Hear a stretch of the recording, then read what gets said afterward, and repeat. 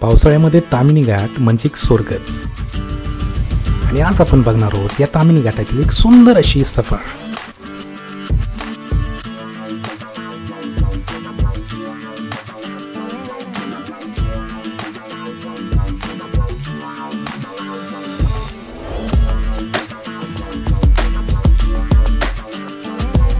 नमस्कार मित्रांनो, रणजित बर्गे यूट्यूब चॅनलवर आपलं स्वागत आहे. आणि आज आम्ही चाललोय ताम्हिणी घाटामध्ये.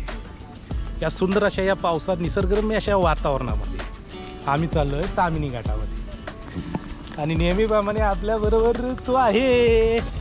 ऋतू, कसं वाटतंय? छान.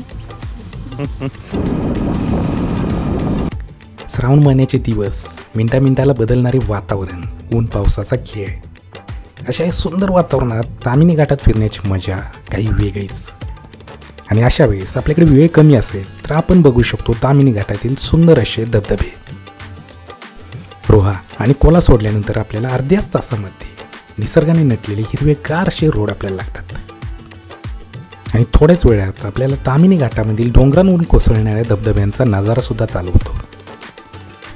पुण्याच्या दिशेने जात असताना ताम्हिणी घाट चालू होताच हा सुंदर असा हा धबधबा आपल्याला दिसतो.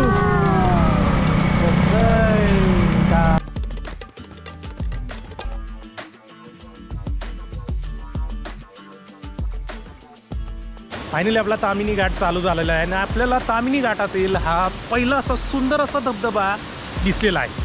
हा सुंदर असा हा धबधबा बघून मन प्रसन्न झालं. ताम्हिणी घाटाची सुरुवातच अशा या सुंदर अशा या 2 धबधब्यांनी होते.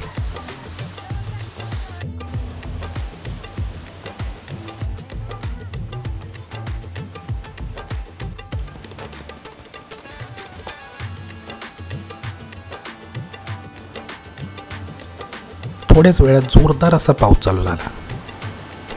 ताम्हिणी घाटाचं हेच एक वैशिष्ट्य आहे, कधीही येणारा जोरदार असा हा पाऊस.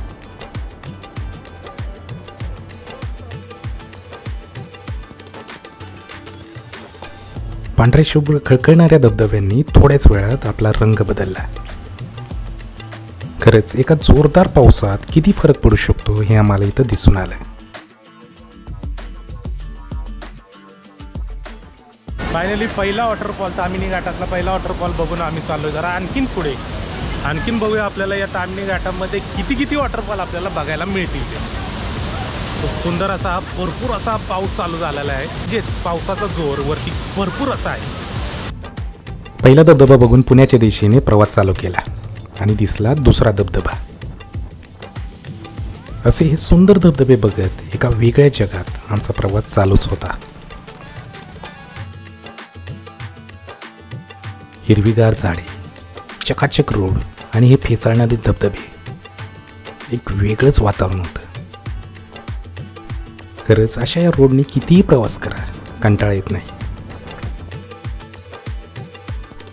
या ताम्हिणी घाटाचं खरं सौंदर्य तर अजून पुढं होतं. अजून बरेच असे हे धबधबे आम्हाला बघायचे होते. डोंगर खोदून केलेल्या या रोडवर थोडेच अंतर पार केले असता आपल्याला आणखीन एक सुंदर असा धबधबा लागतो. तो सुद्धा खूपच सुंदर होता. आपल्यासोबत लहान मुलं असतील आणि ट्रेक करायची आपली इच्छा नसेल तर हे रोडवरचे धबधबे आपण नक्की बघू शकता.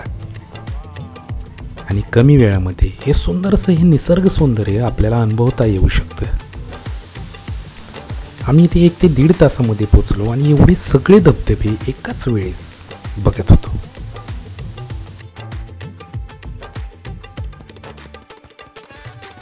जुलै महिन्यात याच ठिकाणी दरड कोसळली होती. त्यामुळे पावसाळ्यातील ताम्हिणी घाटातील प्रवास थोडा डेंजरस.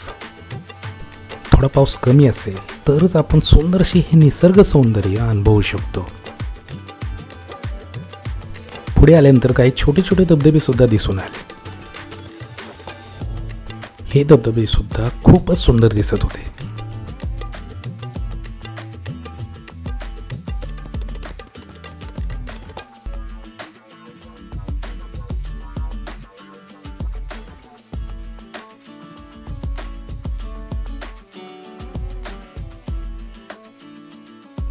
बरेच लोक ताम्हिणी घाटामध्ये थांबून निसर्गाचा मनमुरादपणे आनंद घेत होते.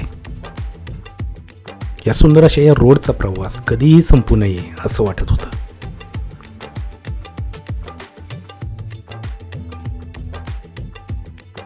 तेवढ्या ताम्हिणी घाटातील सर्वात सुंदर आणि भले मोठे असे 2 धबधबे आपल्याला दिसून येतात आणि तिथं असते प्रचंड अशी गर्दी.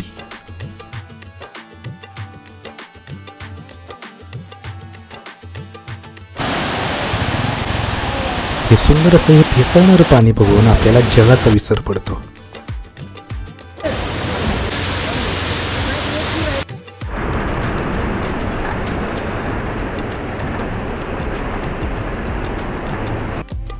या ताम्हिणी घाटामध्ये आपण बरंच काही आणखी फिरू शकतो.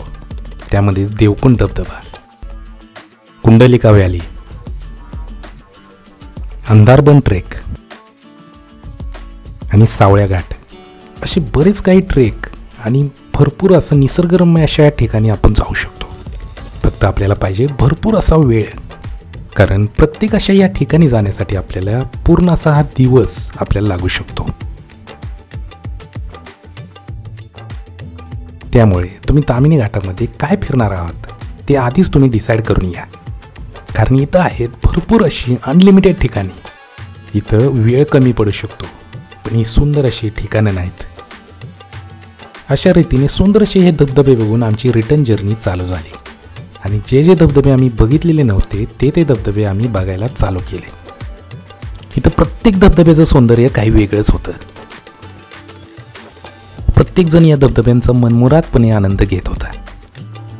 ताम्हिणी घाटातील या 1 ते 2 तासाच्या प्रवासात आपण भरपूर काही बघू शकतो.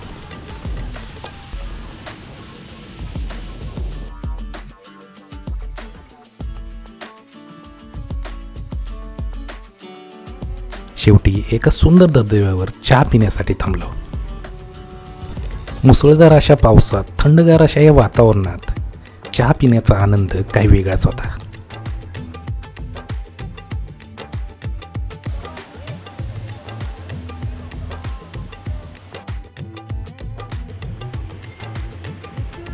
धबधब्यांच्या जगातला ताम्हिणी घाटाचा हा व्हिडिओ तुम्हाला कसा वाटला ते जरूर कळवा. व्हिडिओ आवडल्यास लाईक करा आणि आपल्या चॅनलला सबस्क्राईब जरूर करा. धन्यवाद.